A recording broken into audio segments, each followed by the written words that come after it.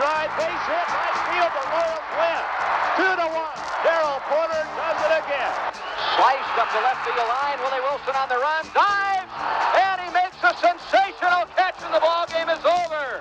Line shot, base hit, center field. 5 for 5. Red is now hitting .407 and gets another standing ovation. Swinging a high fly ball, deep right field. There she goes. Home run. Home run by Brett. And the Royals lead 4-2. Struck him out. Kansas City, you've got a World Series. The Royals are champions of the American League. These were the sounds of Kansas City Royals baseball in the summer of 1980. A summer that will not soon be forgotten by the baseball followers of this Midwest metropolis. Since the Royals' inception in 1968, owner Ewing Kauffman vowed to make his team a contender in the American League West. Not a man of hollow promises, Kauffman was true to his word. And in the Royals' first 11 seasons, they were in the American League playoffs 3 times. However, they did not make that ultimate trip until the year of 1980. This latest chapter in the Royals' success story actually began on October 24th, 1979, when Jim Frey was introduced as the Royals' new manager. A veteran of 30 years in the game, Frey is a man of vast knowledge and determination when it comes to the game of baseball. He simply stated that he would get the most out of his 25 players, and that he did. The 1980 baseball season opened with a dark cloud hovering over its head. A threatened strike by Major League players could make this the shortest season on record. And in Kansas City, the Royals would enter this new campaign without the services of all-star catcher Darrell Porter, who had missed the first 3 weeks of the season with personal problems, and center fielder Amos Otis. He missed the first 2 months with a bad finger. Despite these obstacles, the Royals opened the season with the vim and vigor that would carry them throughout the 1980 campaign as they took 3 out of 4 from the Detroit Tigers. One of the first big series for the Royals in 1980 occurred on the final weekend in April, when the defending American League champion Baltimore Orioles invaded Royals Stadium for a 3-game set. In the opener, the Royals shut out the Birds 7-0, but the following afternoon, the Orioles blanked the Royals 4-0. In the rubber game, the Orioles took an early 2-0 lead, but the Royals came back in the 6th to tie it, and in the 7th, they went out in front to stay. 1-0 pitch to Wathan, line down the right field line, fair ball, hit it for the corner. Singleton can't cut it off. Wathan may touch them all. He's around second, headed for third, and they are going to stop him at third base with a triple. Here's the stretch, and again the 2-2 pitch. Jamie swings, base hit right field. The Royals lead 3-2. Jamie Quirk punches a single between first and second, and John Wathan scores the lead run. The Royals really started to pick up the pace in mid-May when they went on a 9-game trip to Chicago, Boston, and New York. After dropping 2 out of 3 to the surprising White Sox, the Royals went into not-so-friendly Fenway Park and took 2 out of 3 from the Red Sox. Then it was on to that cavernous snake pit called Yankee Stadium, and they did the same to the high-flying New Yorkers. In the opener, the Royals had little trouble as they drubbed the Yankees 12-4. The next night, they again took the Yanks, this time by a score of 4-1. Darrell Porter got things started with a sacrifice fly that scored not 1, but 2 runs. High fly ball, pretty well hit to left. It'll score the run. Washington tags. Mercer settles under the ball. And here comes UL Washington down the line. Frank Weiss trying for third. Wathan for second. Everybody's safe. Now the ball gets by the second baseman. Here comes White to score. The ball's in the dugout. And John Wathan is at third base. Then a little later, Willie Aikens made it a 4-0 ball game. Aikens waiting, and again, here comes the 2-2 pitch. High drive to deep right field. Back she goes. It is gone. Home run, Willie Aikens, his second of the year, and he hit it off the face of the upper deck. It is 4-0 Royals. Following the series with the Yankees, the Royals returned home to face the California Angels. In the opening game of the series, the Royals found themselves down by a 1-0 score. But in the 8th, Willie Wilson practically single-handedly tied it up. Willie has a big lead. The stretch. There he goes. Frank White takes. Throw to second. Safe. Stolen base. Ground ball to the first baseman, Carew. He comes back to the bag and takes Frank White unassisted as Wilson moves to third. Into the dirt. It gets away, and here comes Wilson. In the 10th, it was that man again, Willie Wilson. who scored the winning run on a Darrell Porter single. Line drive, base hit, right field, the Royals win. 2-1. Darrell Porter does it again. After this series, the vastly improved Oakland A's came to Royals Stadium for a 4-game set. In the opener of this series, the Royals were trailing by 3 in the 9th. But as Jim Frey had promised, all 25 men would contribute. And it became apparent what he meant in this game. There's a drive into right field. Base hit for Watson. He's 4 for 4. Bouncing ball, base hit to left. So Jerry Terrell gets his first hit, and that means the tying run comes to the plate. Lined into left field. That's going to be a base hit. 1 run is in, and the ball gets away from Henderson and rolls into the corner. 2 runs will score. Chalk will stop at second. Ground ball, base hit right field. Here comes Rusty Torres around third. Here's the throw toward the plate. Not in time. Tie ball game. This game would be resolved in 11 innings with the Royals emerging victorious. 1 ball, no strikes. Hamilton's soft speed curve is lined into center field. Base hit. Here comes the winning run. Torres to the plate. He scores, and the Royals win it. The Royals ended up taking 3 of the 4 games from Oakland and were zeroing in on first place in the American League West. But the date, May 22nd, had now arrived. This was the day that if there had not been an agreement between the players and management by midnight, there would have been a baseball strike. As we retired that night, it seemed a virtual certainty that this would be one of the shortest seasons on record. But the powers that be worked feverishly through those early morning hours and resolved the issues at hand. The baseball season would not be interrupted. And no team was more appreciative than the Kansas City Royals. On May 23rd, they went to Anaheim and beat the Angels to move into first place to stay. 0-2 on Clint. Bases loaded, 2 out. There's a little pop-up back of shortstop. Out goes Todd Cruz, and it drops. Watson scores. Willie Aikens crossing the plate. Chalk goes to third on the play. There's a smash into center field. Base hit. The run is across. Frank White around second. He's on his way to third, and he's in there. George Brett hit a rocket into center field. It is 5-0 Royals as Wilson scores. George gets his 19th run batted in. Runners at first and third. There goes Brett from first. Smash base hit into right field. White scores. George Brett being waved home. Harlow finally up with the ball, and Watson has a double and 2 RBIs. And it's 7-0 Royals. Shades of last night. UL now with a 6-game hitting streak. The pitch to him. Fly ball center field. Hurdle tags at third. Harlow has the ball. Here comes Hurdle down the line. The throw towards the plate is cut off. A sacrifice fly for UL Washington, and it's now 8-0 Royals. Bases loaded, 2 out. Knapp to Wilson. Willie loops one into shallow left field. Joe Rudy on the move, and he can't get there. 1 run scores. Around third comes Hurdle. He's going to score. 10-2, the Royals lead the Angels. Wilson drives in 2 runs. And there's a long drive to deep right field. Back goes Al Collins to the wall, and she's gone. Clint Hurdle, a 2-run homer. So the Royals have a 12-3 lead. The pitch to Joe Rudy. Ground ball to short. UL has got it. The throw to first, and the Royals have won it. The Royals were flying now and reached the All-Star break with a record of 47-33, 8.5 games ahead of the Chicago White Sox. In their first game after the break, the Royals defeated the Detroit Tigers 3-2.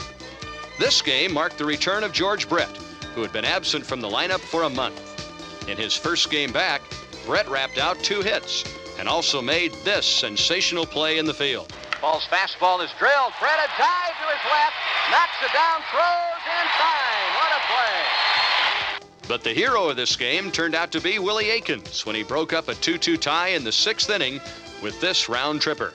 So Wilcox has taken Aikens as far as he can, and the 3-2 pitch on the way. Breaking ball is lifted to deep center. Back goes Lentine, away back to the wall. She's gone. On July 18th, the Royals were at Yankee Stadium. There is nothing quite like a Yankee-Royal confrontation. In this one, the Royals took an early 2-0 advantage on a George Brett home run. The 2-1 pitch to George Brett is hammered to right field and deep. Back goes Reggie Jackson, away back. It's gone, a home run. In the 5th, Brett made it a 3-0 ball game. Ground ball off the glove of the first baseman into right field. Wilson scores. Hal McRae around second on his way to third.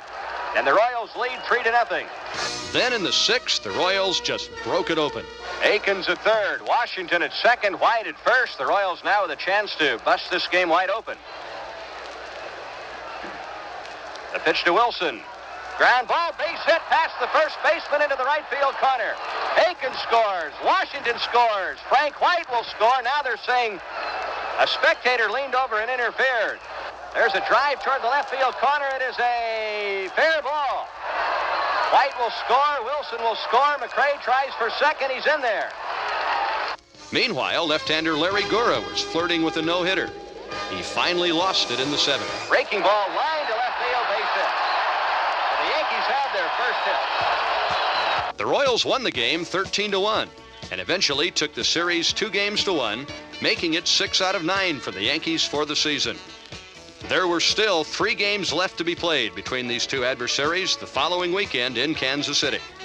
The Royals wanted to win the season series with the Yanks, and in the opener of this 3-game series, they guaranteed that, as Clint Hurdle did most of the damage. High fly ball, deep right field. Back goes Gamble to the wall. It's off the wall. A run will score. Gamble now chasing the ball back toward right field. Clint Hurdle is being waved home. Here he comes. He's got a chance to make it. He is safe. A check on the runners and the 3-2 pitch to Clint Hurdle on the way.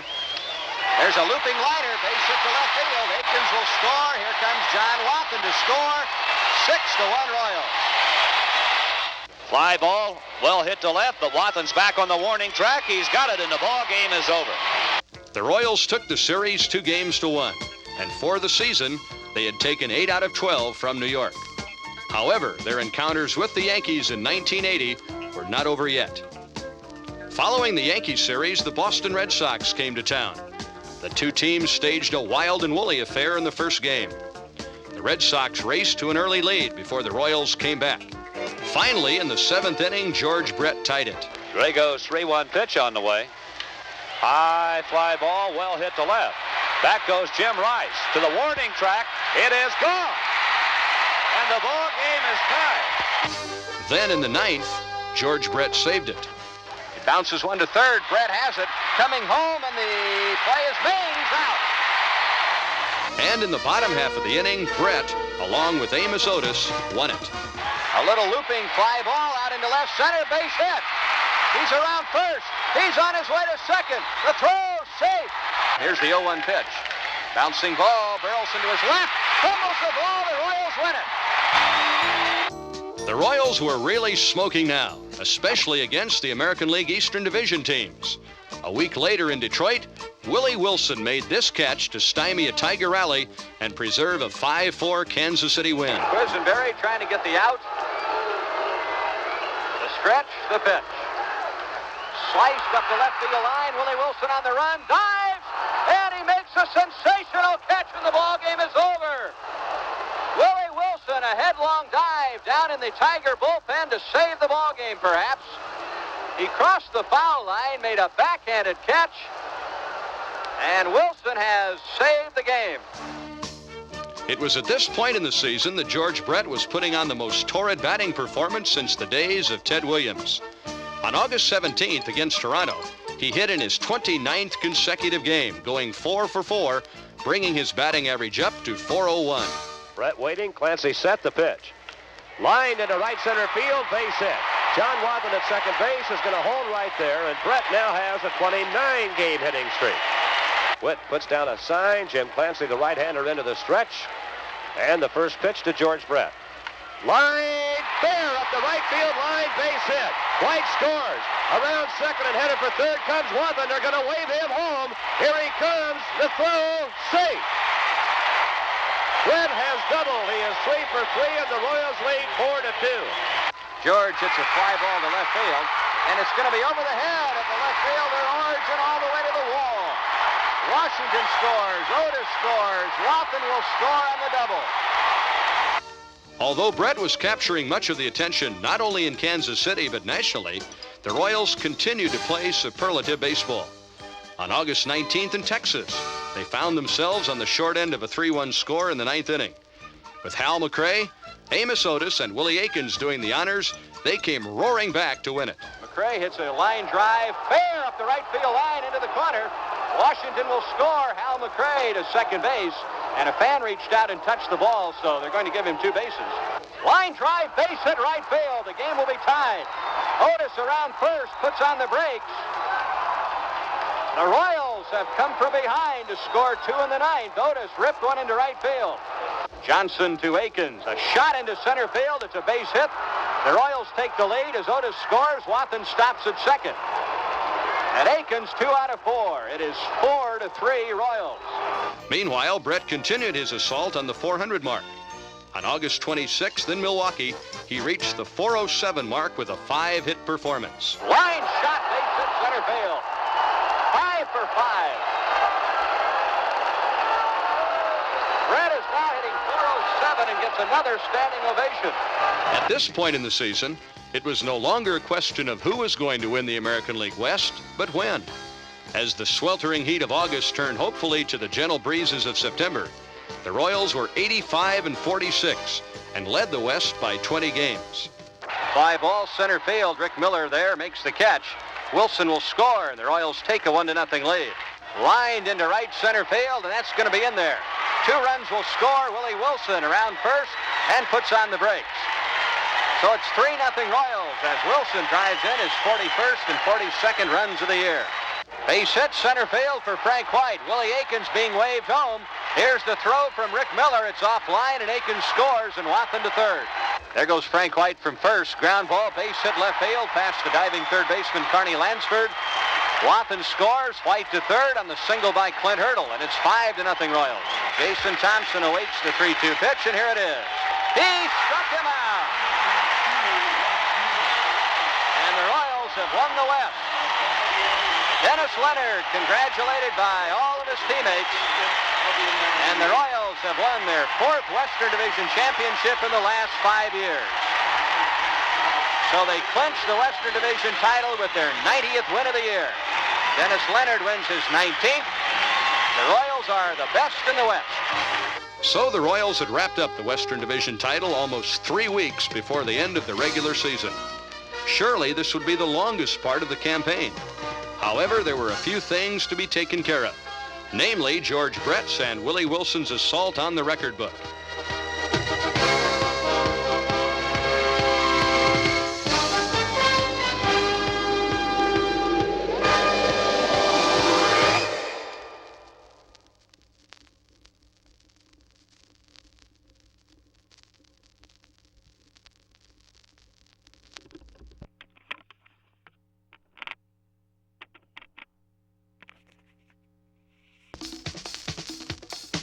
As the Royals played out the string, waiting to see whether their opponent would be the New York Yankees or the Baltimore Orioles in the championship playoffs, George Brett continued his pursuit of the lofty 400 plateau. After dipping below that mark, George vaulted back up there on September 19th against Oakland. Here's the wind, the 1-2 pitch. Drilled into right field, base hit. Hal McRae will score, and Brett has single. Drives in his 102nd run. And his average will go to 400. But Brett was closing in on another record. It was the Royals' team record for RBIs in one season. On September 30th, against the Seattle Mariners, George set a new club record in rather dramatic fashion. Here's the stretch. And the pitch to Brett. There's a drive. Deep right field. Way back. It is gone. Home run, and the Royals win it.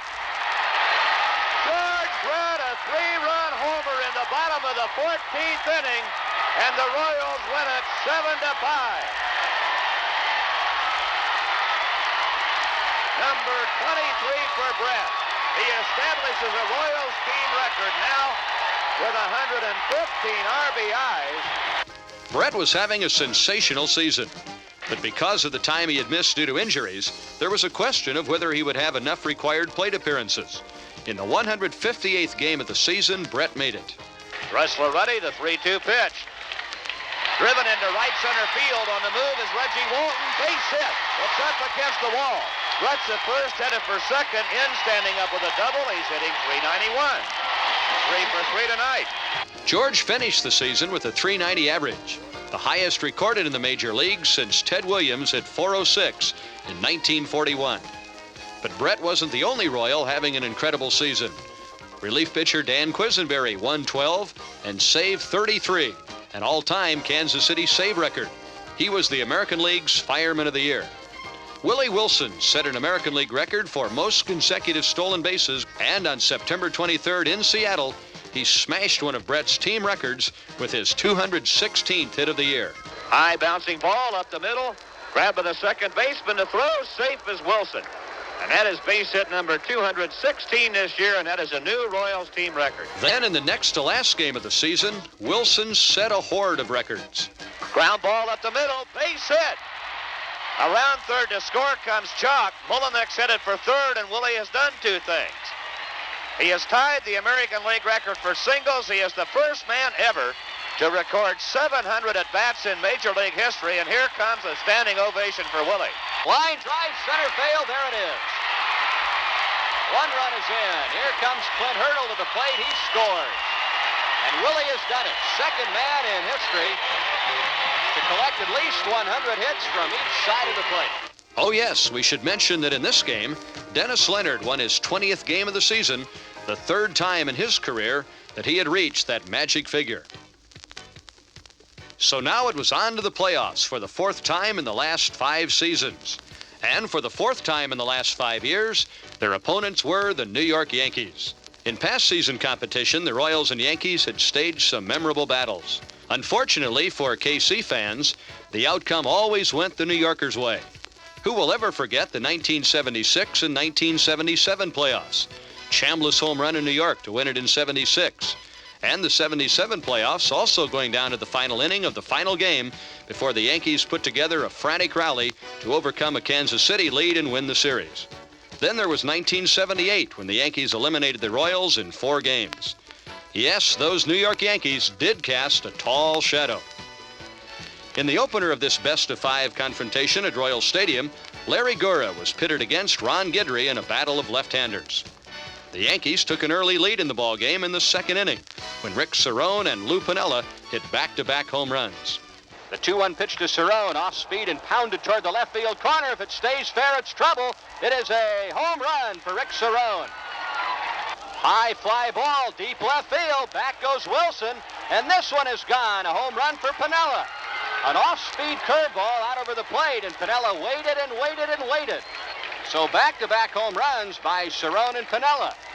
And the Royals are in a hole early. It's 2-0, and out comes manager Jim Frey. But the Royals bounced right back in the bottom half of the inning when, with 2 on and 2 out, Frank White drilled one. Fly ball, left center, shallow. Piniella got a bad jump, and it's going to drop in for a base hit, and the game is tied. White on his way to second base. He's safe. In the third, the Royals loaded the bases on 2 walks, sandwiched between an Amos Otis double, bringing Willie Aikens to the plate. Lined, and here comes the 3-1 pitch. Lined into left field, it is a base hit. Brett scores. Around third comes Otis to score. Watson trying for third, safe. 4-2 Royals. Aikens delivers a 2-run single, and the Royals are in front. Meanwhile, Larry Gura, although allowing 10 hits, was totally in control. 3-2 pitch from Gura to Brown. There goes the runner, a fly ball center field, and playable. Amos Otis is there.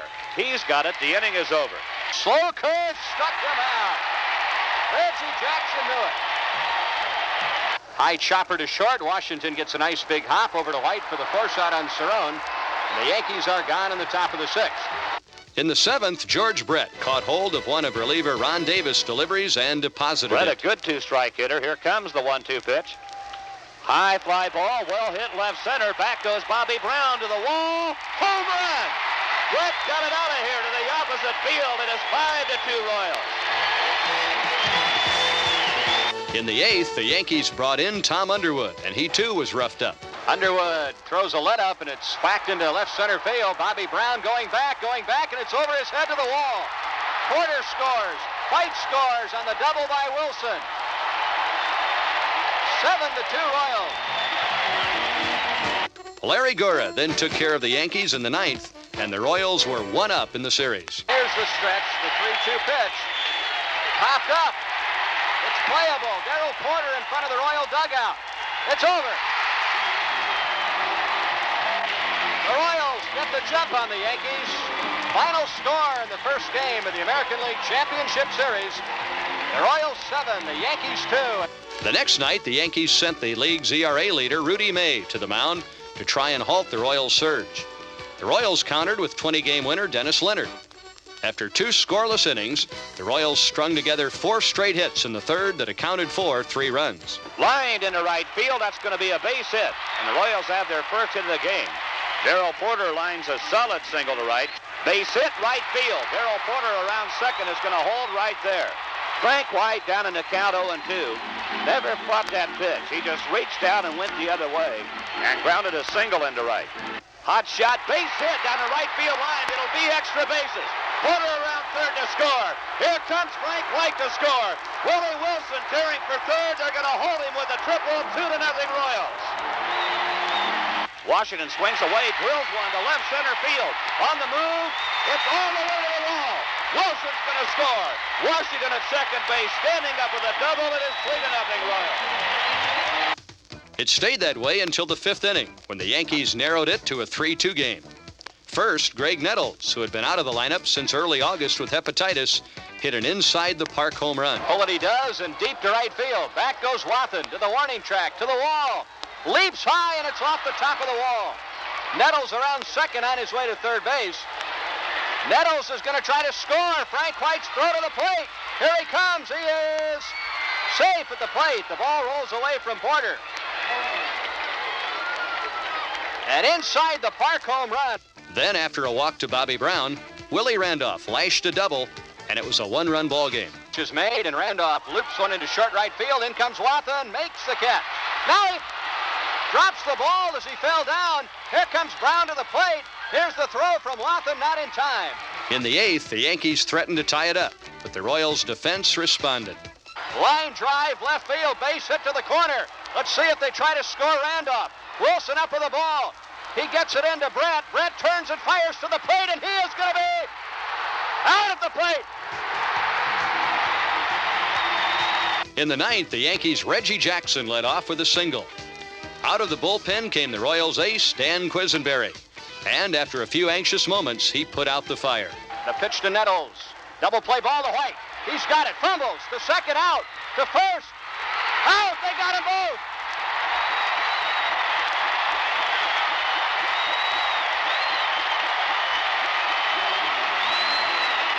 The Royals have won it 3-2. And the Royals have pushed the Yankees to the end. So the Royals were up by 2 games.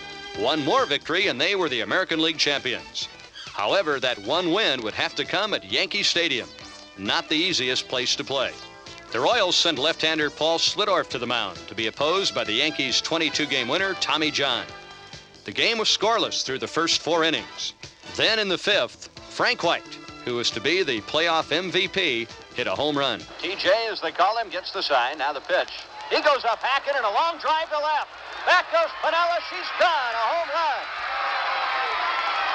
Yes, sir. Frank White went after the first pitch and buried it deep into the left field seats. And the Royals have taken a 1-0 lead. But in the 6th, the costly error by White led to 2 Yankee runs, and it looked as though this series might have to be resolved another day. However, in the 7th, with 2 out, Willie Wilson doubled. The Yankees opted to go with their big man out of the bullpen, Goose Gossage. After he was touched for an infield single by UL Washington, he had to face George Brett. Now Brett steps in.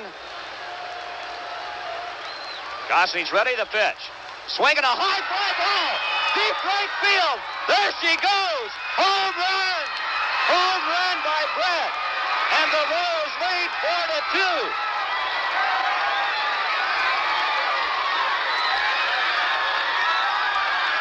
George Brett hit it in the upper deck off Gossage, and the Royals lead. The Yankees now had their backs squarely against the wall. In the 8th, they loaded the bases. But where Gossage had failed, Quisenberry succeeded. Here's the stretch. And the pitch. Line drive to Washington. Throw to second, double play. Rick Cerrone hit a bullet. Washington to his right, captured the line drive. fired to Frank White, and Reggie Jackson is doubled off second. The 1-0 pitch to Spencer, bouncing ball, Frank White. He's got it, over to first. The inning is over. They had the bases loaded and nobody out, and failed to score. Now it was countdown time to the Kansas City Royals' first American League championship. 2-1 to Nettles. High fly ball, don't worry about it. Center field, Amos Otis under the ball. 1 away. The pitch. Popped up. Left field. Willie Wilson is there. And the Royals are 1 out away. Bobby Brown flies to left, and here is Randolph. The 3-2 pitch. Struck him out. Kansas City, you've got a World Series. The Royals are champions of the American League. Dan Quisenberry gets the strike past Willie Randolph, and the Royals have won the American League pennant. And now Royals manager Jim Frey. How do you feel? No, I feel great. I really do. I feel so proud because you got to feel thankful, because if you get lucky enough to get a great club and a great organization, the people have been outstanding to me all year, and the players have just played their hearts out, and I'm just grateful. That's the only words I can use. We're standing with pitching coach Bill Connors and Royals relief pitcher par excellence, Dan Quisenberry. Guys, congratulations. Bill, just a super job with the pitching staff this year. Well, thank you very much, Denny. It was a pleasure to work with these guys. They're an outstanding group of individuals, and we worked hard, and we were together, and that was the main thing. And I'm just so proud of these guys. It was the biggest thrill of my life. You know, one of the things that went through my mind, Quiz, when I was watching you pitch out there was what Kent Colby did for the Pirates in the Fall Classic last year, and when you were nailing down the Yankees there, why, that's kind of a neat comparison, because I know you've modeled yourself after Colby. He helped you last year. What were your thoughts during the 7th, 8th, 9th innings? 7th inning, I thought I had pretty good stuff, and I got a ground ball, and it was just a little bit up the middle, so Frank couldn't make the play. And then I made a bad pitch to Cerrone to give in the second run, and so I didn't have good location that inning. The 8th inning, I got a little tight. It was a little bit too noisy for me. I couldn't turn down the volume. I was looking for Cotton, and I was trying to get Billy Connors to come out and talk to me, but he's tired of talking to me. He's been talking to me all year, and he just didn't want to talk to me one more time. So I got once Cerrone hit in the double play, and then in the 8th inning, I knew it was wrapped up. And now George Brett. George, congratulations. What a night. Oh, thank you. Oh, my God, what a feeling, Denny. What a feeling. How about running around the bases? You know, the biggest kick I got was seeing how quiet 56,000 people could be. I've never heard it so quiet here, and it was great. It was great. It was on to the World Series, the ultimate trip in baseball. If you're a player, it's what you've dreamed about since your youth. If you're a fan, it is what you root for day in and day out. The Royal opponents, the Philadelphia Phillies. In Game 1 in Philadelphia, the Royals took an early 4-0 lead on a pair of 2-run homers by Amos Otis and Willie Aikens. No score in the 2nd inning. Right-hander walk delivers, and a breaking ball is whacked to left field. Lonnie Smith going back to the warning track, and it is gone. So Amos Otis. What was that song about Miss Otis regrets? Mr. Otis doesn't have any regrets at all. He just hit a breaking ball over the left field fence, and just like that, Kansas City leading 2-0. And Aikens hits a high fly ball into right center field. McBride going back, away back to the wall. It's gone over the right center field wall. And everything is up to date in Kansas City. It's 4-0 Royals. The Phillies countered with 5 runs in the 3rd and single runs in the 4th and 5th to take a 7-4 lead. Then in the 8th, Willie Aikens hit his second 2-run homer of the night to pull the Royals within a run. 2 balls and no strikes to Aikens, a big left-hand batter, and he swings and hits a drive to right field. Back goes McBride, away back, it's gone. Willie Aikens' second home run of the night, and it is suddenly 7-6 Philadelphia. However, Tug McGraw came out of the Phillies bullpen to shut the door, and the Royals lost Game 1 7-6. The Royals lost Game 2 6-4. So now it was home to Kansas City, down 2-0. The Royals were in desperate need of a win. And in Game 3, George Brett got them started in that direction. 2 down, bases empty, 1st inning, no score. Ruthven back, and that's golf down the right field line. Back goes McBride, away back, it's gone. And has he ever revitalized the city of Kansas City with that one swing? And you can feel the hope grow as George Brett drives it out, and Kansas City leads 1-0. But the Phillies came back to tie it with a run in the 2nd before the Royals went back out in front in the fourth. 0-1 the count, and the pitch to Akins is swung on and sliced to left field. Lonnie Smith with the ball slicing away. Dives, can't come up with it. It'll roll all the way into the corner. Akins is to second, making his turn. The big first baseman on his way for three. He is in there, head first. So in a 1-1 tie in the fourth, there's a runner at third, one out, and Hal McRae hits a line drive base hit into right center. And the Royals lead 2-1. But a Mike Schmidt home run in the fifth tied it up again. Then in the seventh, Amos Otis hit his second home run of the World Series. Fastball and a high drive into deep right field. Back goes McBride, away back at the wall. It's gone. Amos Otis hit it right at the 385 sign. Nate McBride went to the wall and then dropped his arms disconsolately at his side. And would you believe the Royals are leading 3-2 in the seventh inning. In the eighth, the Phillies came back again to tie it up. It looked like the Phillies might take the lead with 2 on and Mike Schmidt at the plate. But Quisenberry came out of the bullpen to get the big man. The 1-1 pitch to Mike Schmidt. Quisenberry delivers a broken bat, blooper into center. Amos Otis coming on. He's got it. Mike Schmidt broke his bat and hit a dunker, and Amos Otis was there to grab it. So the Phillies get a run on 2 hits and a walk and lead 2 more. They've left 12. This game was headed for extra innings. In the 10th, a similar situation evolved. 2 on, 1 out, and Mike Schmidt facing Dan Quisenberry. Bob Boone at second, not a fast runner. And there's a line drive, grabbed by White, steps on second, double play. In the bottom half of the inning, the Royals had 2 on and 2 out, and Willie Akins at the plate. He was about to deliver their first World Series win ever. 2-1 to Willie Akins. McGraw at the belt. And Tubbs' 2-1 pitch is a fly ball into left center. It's going to be through for a base hit, and here comes Wilson to score.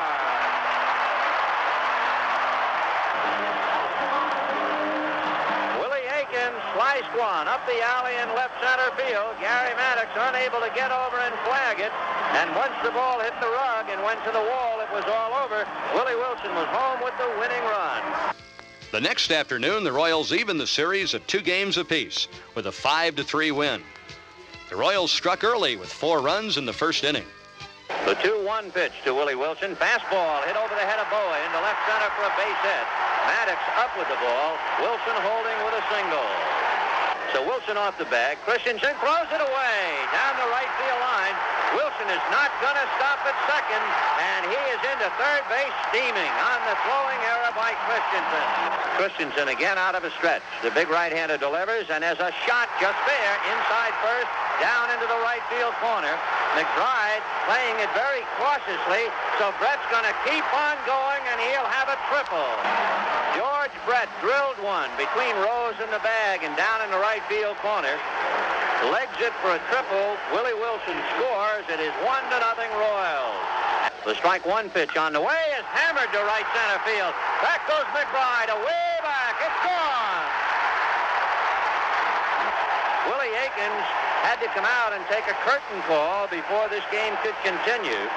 Akins hitting his 3rd home run. And there's a solid base hit into center field. And McRae is going for 2. The throw in, he's in there. He just stole it on Gary Maddox. Otis, the right hand hitting center fielder.